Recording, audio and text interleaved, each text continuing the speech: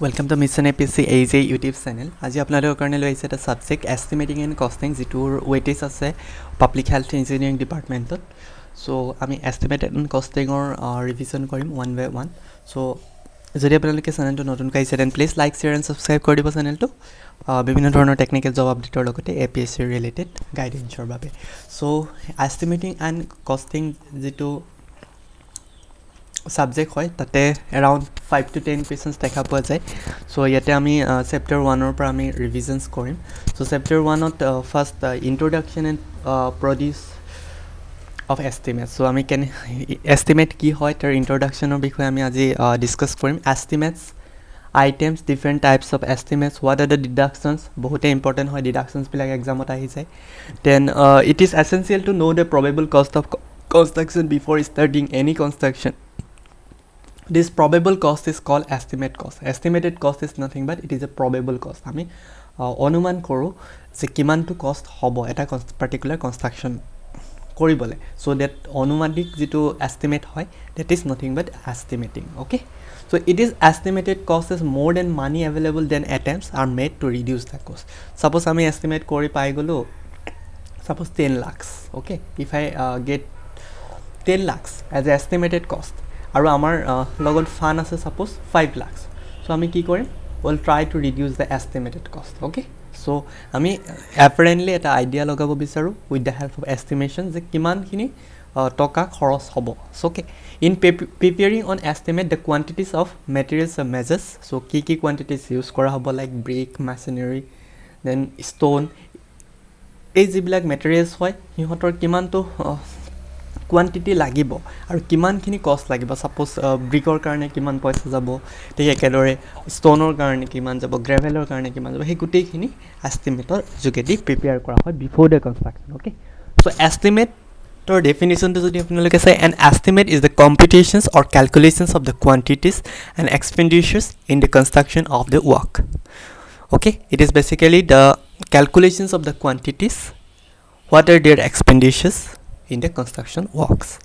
Estimate is probable cost of work and it is determined on the basis of plans and drawings and rates. So estimator ketaman components thake first we have to try to draw the plans. Okay, plans to ami draw koribo lagibo then what are the rates hekhiniu ami sabo lagibo but actual cost to ki at the completion of work the actual expenditure being made is called actual cost. So after the completions of work kam eta complete hoar pisot kiman to expenditures আছে তাৰ ওপৰত basis কৰি actual cost তো উলিওৱা হয়.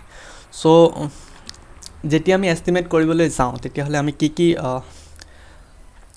quantities বা কি items আমি consider কৰো like first we have to consider the artworks. So artworkৰ dimension to কেতিয়াবা হুদি দিয়ে so artwork আমি কিহত মেজাৰ কৰো মিটাৰ কিউব. ওকে, ঠিক একেদৰে concreting metre cube soling meter square মন ৰাখিব DPC very important DPC আমি meter square তে measure কৰো dam proof cross and then masonry আমি stone হক বা brick হক meter cube measure কৰো. Okay, then earthquake is basically is an excavations and earthwork in filling are usually measured for different quantities and items. So earthwork is basically we can say that excavation আমি প্ৰথমতে যেটো excavation কৰিব লাগে তাৰ পিছত earthwork দি filling কৰিব লাগে হেই যেটো process that process is nothing but artwork. Okay, so etu artwork আমি কিহেৰে মেজাৰ কৰো মিটাৰ কিউব আহি থাকে কেতিয়াবা concrete in foundation যেটো foundation আমাৰ concrete লাগে হেখিনি আমি কিহেৰে মেজাৰ কৰো metre কিউবৰে that is we can multiply the length breadth and height. The length and breadth of the foundation of the concrete are usually same as per excavation, only the depth of the thickness is different. Okay, আমি excavationত যিখিনি length বা breadth লওঁ হে একাখিনি concrete or foundation ৰ ক্ষেত্ৰত length আৰু breadth but height to different হয়. Okay, foundation concrete generally consists of concrete or weak lime concrete or weak cement concrete. So foundation আমি lime concrete বা weak cement concrete use কৰো. Then coming to the soiling, when the soil is soft or wet one layer of dry brick or stone is applied below the foundation or তলত যদি soil to বহুত soft হয় but তাৰ bearing capacity to কম হয় তেতিয়া আমি dry brick বা stone আগত দিলো তাৰ ওপৰতে foundation বনাও. So যিবিলাক water logged area হয় তাতে আমি কি কৰো first one layer of dry brick দিও নতুবা ষ্ট'ন দিওঁ তাৰ পিছতহে আমি ফাউণ্ডেশ্যন এপ্লাই কৰোঁ সেই যিটো ড্ৰাই ব্ৰিক বা ষ্ট'ন দিওঁ ডেট ইজ নাথিং বাট চলিং আৰু চলিংটো আমি মিটাৰ স্কুৱাৰত মেজাৰ কৰোঁ ইয়াতে হাইটটো লোৱা নহয় মনত ৰাখিব then what is DPC DPC is usually 2.5 cm this is very very important so DPC to আমি 2.5 cm provide কৰো thick rich cement concrete আৰু proportion to 1:1.5:3 this is also important is provided at the plinth level to full width of plinth wall and the quantities are computed in meter square so DPC কিমান measure কৰা হয় metre square measure কৰা হয় কিমান centimetre ঠিক থাকে 2.5 cm usually DPC is not providing at the site of doors and verandas openings and for which deductions are made so DPC আমি কিছুমান জায়গাত provide নকৰো for example doors বা verandas কিনে openings হয় তাত আমি DPC provide নকৰো and coming to the masonry is computed into meter cube so masonry আমি meter cube compute কৰো masonry in substructure and superstructure are considered as separate or substructure আৰু superstructure so যেটো plinth level or তলৰ structure আৰু plinth level or upper structure দুইটা differently consider কৰা হয় masonry of different classes masonry with different mortars are taken as separate so বিভিন্ন ধৰণৰ classes থাকে suppose korbat ami first class brick use korsu korbat second class use korsu so hebilak ami belege calculate kor masonry in thin partition wall this is very very important jibilak expects jibilak case ahe he case bilak ami jana to dorkar so ini ami masonry meter cube measure kor but jodi partition wall thake jodi kunuba duta room or major to partition wall tar ami height to consider no kor measure kor because height is ignorable okay so we can say that it is meter square so partition wall or khetor kintu meter square hoy jay so tenuka questions ahi jay now very very important different types of method bilak upor basis kori questions ahe like preliminary estimate plinth area estimate kuntu accurate hoy tenuka dhoroner questions ahe cube rate estimate approximate quantity estimate detail estimate revised estimate supplementary estimate revised and supplementary estimate and annual repair or maintenance estimate okay so আমি one by one discuss কৰিম what is preliminary estimate by approximate estimate by abstract estimate by rough cost estimate so ইয়াৰ চাৰিটা নাম আছে preliminary estimate ক আমি approximate estimate by abstract estimate by rough cost estimate বুলি কব it is required for preliminary studies of various aspect of work or project to decide the financial position and policies for administrative sanction by administrative authority so financial position to decide কৰিলে কিমান টকা খৰচ হ'ব তাৰ কাৰণে এটা rough estimate কৰা হয় okay that rough estimate is nothing but a preliminary estimate it is not exact but only rough estimation okay approximate estimation is prepared on the basis of practical knowledge and cost of similar work so আমি কি কৰো তাৰ নিচিনা existing কিছুমান structure লগত compare কৰো তাত কিমান খৰচ হৈছিল so তাৰ ওপৰত বেसिস কৰি আমি roughly decide কৰো যে এই particular projectত কিমান টকা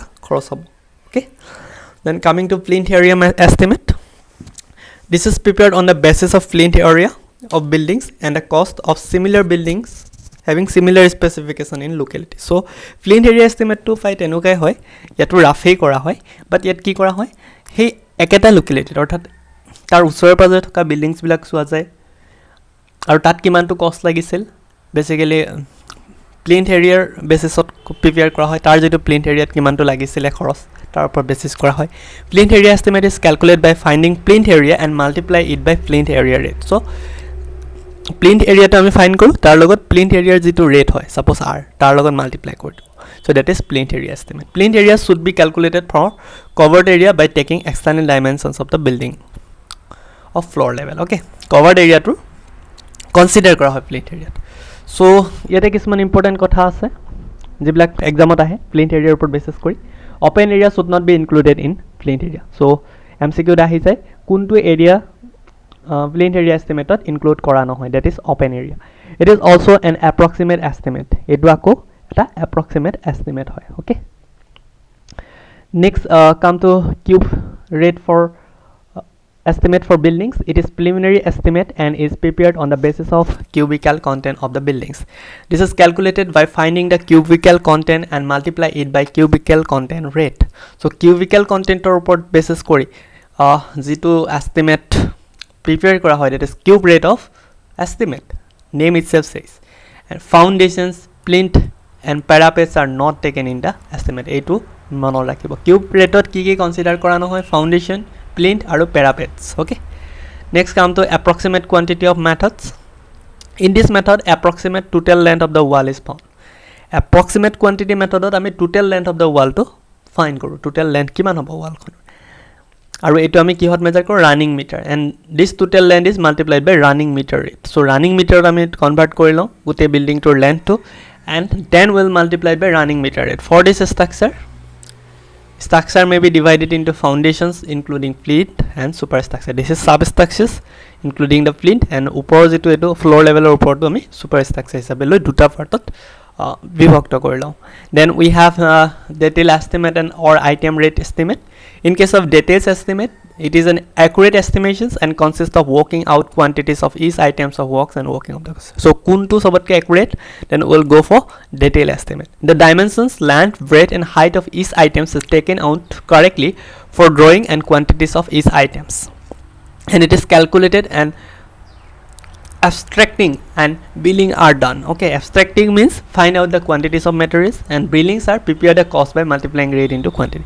Detail estimates are prepared in two stages. So mono rakhibo detail estimate duta stage prepare kora hoy. First we have to do for details measurement, what are the length, what is the numbers, what are the breadth, height and quantity of particular works.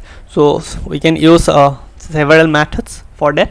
And then abstract estimate cost. So yate ami abstract cost tot quantity, unit, rate aru cost khini uliai lo. Okay, so coming to the revised estimate ketiaba hude ki hoy revised estimate is a detailed estimate and is required to be prepared under any following condition. Revised estimate to eta details estimator type hoy, but etu ami ketia revised estimate prepare koro pai exam ahi thake. This three are very very important. When the original sanction estimate is exceed or likely to be exceed by 5%. Jodi amar estimate to 5% bahi jay, tetia we'll go for revised estimate. When the expenditures of works exceed or likely to exceed by the amount of administrative sanction by 10%. So administrative sanction jodi 10% bahi jay tetio ami revised estimate le jao.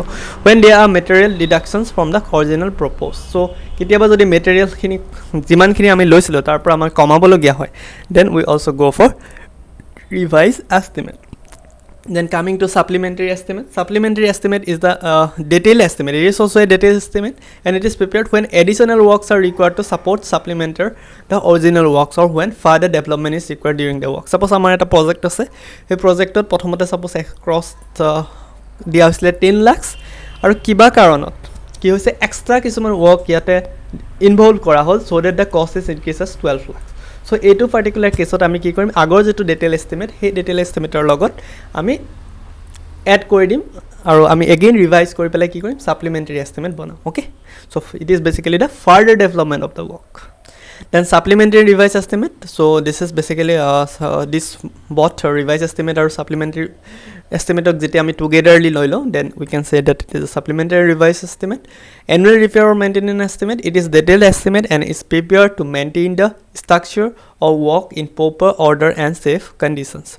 So coming to the additional services, ketiaba khudi die kiman percent ami contingencies law in case of estimate. So these are the very very important terms.